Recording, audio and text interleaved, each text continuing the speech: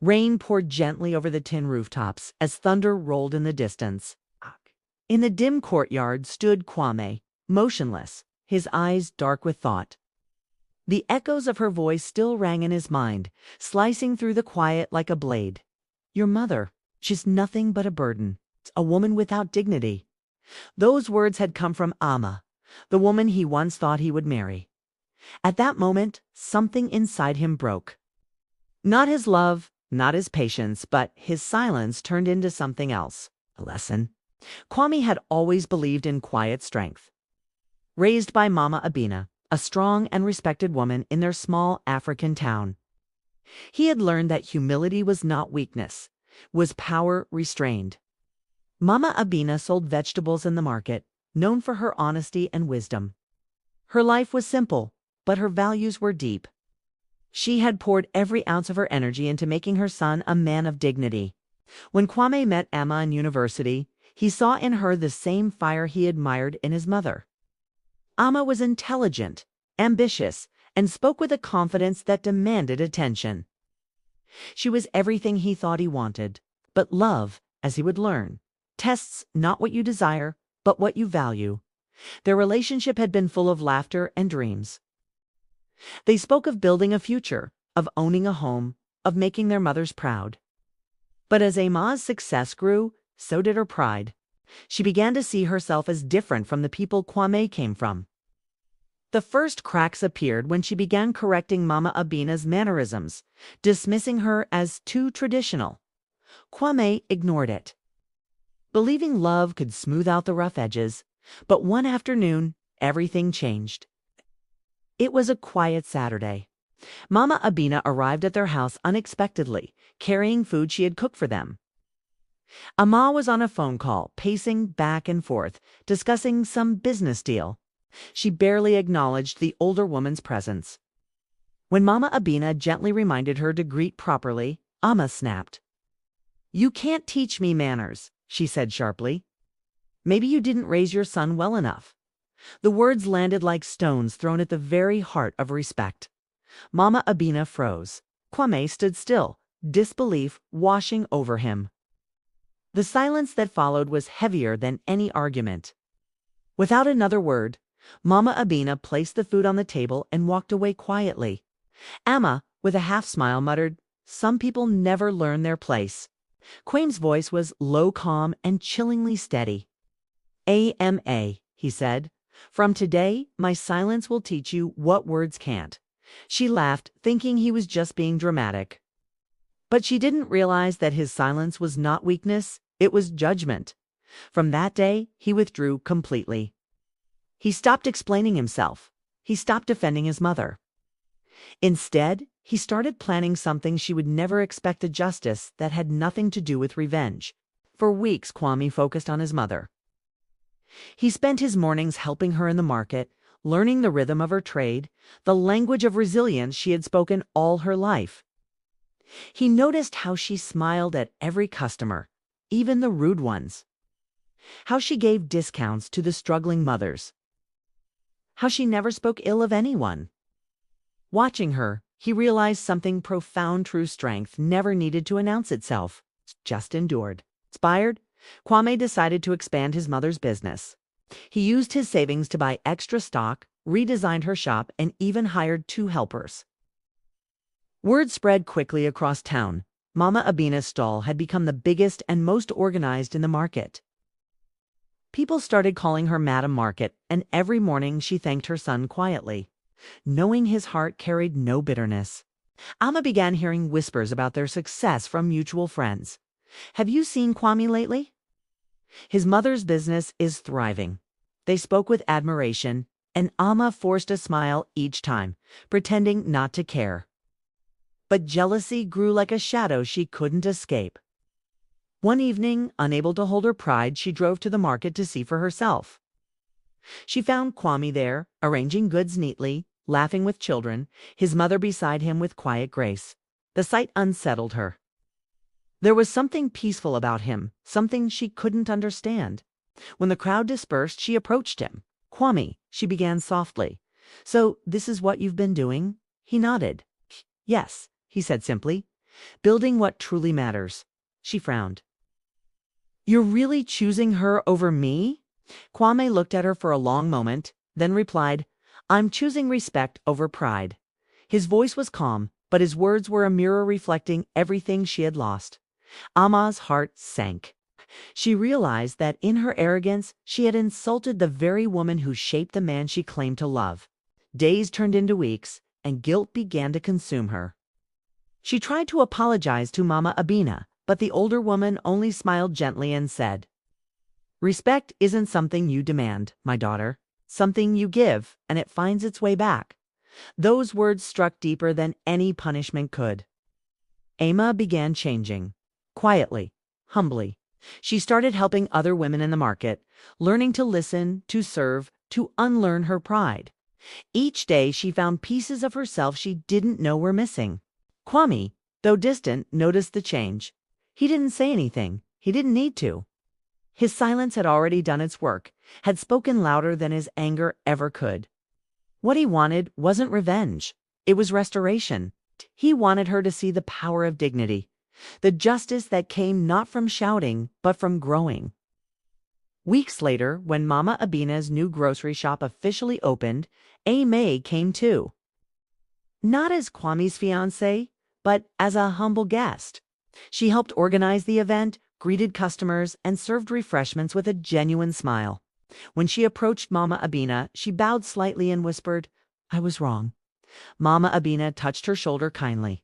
You understand, she said. Justice isn't always about revenge. Sometimes it's about growth. Kwame watched them from a distance, the weight on his heart lifting slowly. He didn't win a battle, he restored peace. And in that peace, both women had changed forever. As the crowd clapped and music filled the air, the rain began again, soft and cleansing, washing away what was broken and leaving behind what was whole. The evening after the shop opening lingered in Ama's mind like a song that wouldn't fade. She couldn't sleep that night. Every smile, every handshake, every word from Mama Abina echoed through her heart. For the first time in years, she felt small but not in shame. It was humility, new and cleansing, like rain washing dust off an old path. She thought of how far she had fallen, and how one act of pride had cost her everything she truly valued. Over the following weeks, AMA began showing up at the market every day. At first, people whispered. Some vendors avoided her, still remembering how she once looked down on them. But she didn't respond with words, she responded with consistency. She helped older women arrange their stalls, carried baskets, and cleaned corners long after the market closed. When children came begging for food, she shared what she could. Slowly, the whispers turned into nods of approval. Humility, once mocked, was now her greatest language. Meanwhile, Kwame watched quietly from afar. Though his heart had hardened once, now it softened each time he saw her trying. He told no one, but deep down, he was proud. He saw in AMA something transformation born not out of guilt, but understanding. Still, he didn't speak to her. Not yet. Silence remained his justice, and time his teacher. One bright morning, the town's community leader announced a new project, a cooperative program, to empower local women to expand their small businesses. He wanted young professionals to volunteer as mentors. To everyone's surprise, AMA was the first to sign up. When Kwame learned about it, he felt a pull he couldn't explain.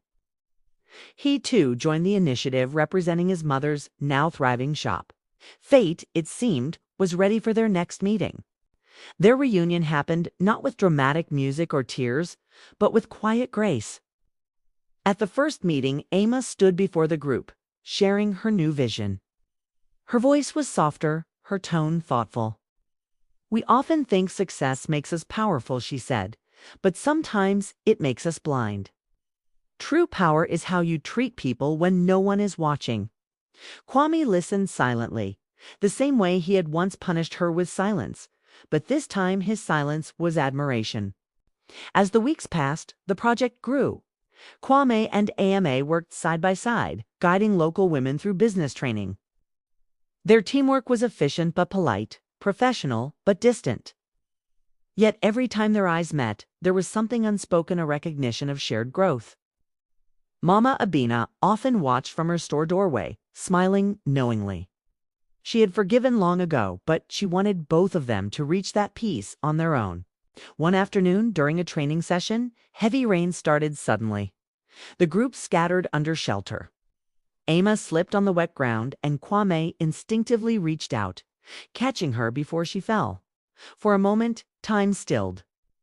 Rain poured behind them, laughter echoed from the group, but between them was quiet understanding.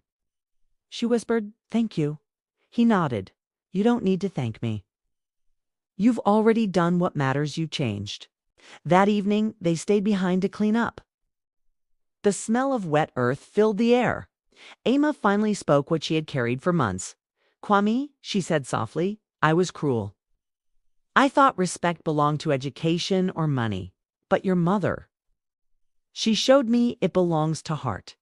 He looked at her, expression unreadable. "Ama, everyone makes mistakes. What matters is what we become after them." His voice was calm, full of forgiveness she never expected. Tears welled in her eyes, not from regret, but from release. Days turned into months, and their work together drew them close again, this time without ego. The community project flourished. Mama Abina's shop became a hub for mentorship, teaching younger women how to manage finances and trade honestly. Ama became one of the most trusted coordinators. Her name, once whispered in scorn, now spoken with respect. She visited Mama Abina often, sometimes just to sit with her and listen. They laughed together about small things, the price of yams, the stubbornness of customers. One afternoon, Mama Abina said gently, "Child, you have become the woman I once prayed my son would marry." Ama smiled, her eyes glistening. "I only became her because of you." That night, Kwame found them talking outside the store. The sunset painted the sky in gold. Mama Abina stood up and quietly left them, leaving behind only the faint sound of her laughter. Ama turned to Kwame. "Your silence taught me more than words ever could," she said. "It broke me, but it also built me." Kwame's eyes softened. Then maybe silence wasn't punishment, after all it was healing? They stood there for a moment, two people reborn through pain. Not lovers seeking what was lost, but souls who had found respect again. But life, as always, had one more turn to take. A regional business exhibition invited successful local entrepreneurs to showcase their ventures. Mama Abina was selected, but her nervousness showed. She asked Ama to represent her. It was a test of how far Ama had truly come. On the day of the exhibition, Ama stood before a hall full of investors and community leaders. She spoke about resilience, respect, and rebuilding bridges. What began as shame, she said, became strength. Because forgiveness doesn't only set others free, sets us free too. Her speech earned a standing ovation. Among the crowd, Kwame clapped the hardest, pride written in his quiet smile. After the event, he approached her outside. The evening breeze carried the scent of new beginnings. "Ama," he said, "you've honored my mother in a way I never could." "Thank you." She shook her head. "No, Kwame. She honored me by forgiving me. And you gave me silence when I deserved anger." He smiled faintly. "Then maybe that was my different kind of justice." As dusk settled, they walked through the market streets, once a battlefield of pride, now a place of peace. Children ran by laughing, women packed up stalls, and the lamps flickered to life. Ama looked at Kwame, eyes steady. "Do you think we could ever start again?" she asked. He paused, then answered, "Maybe not where we left off, but somewhere better." In the distance, Mama Abina watched them with a knowing smile. Her son had chosen grace over vengeance, and grace had rewarded him with peace. The market lights shimmered like stars as the scene faded out, no dramatic ending. No grand declaration, just two hearts that had learned the language of quiet justice. Moral: sometimes the greatest revenge is growth. True justice isn't proving others wrong, it's proving your own spirit right.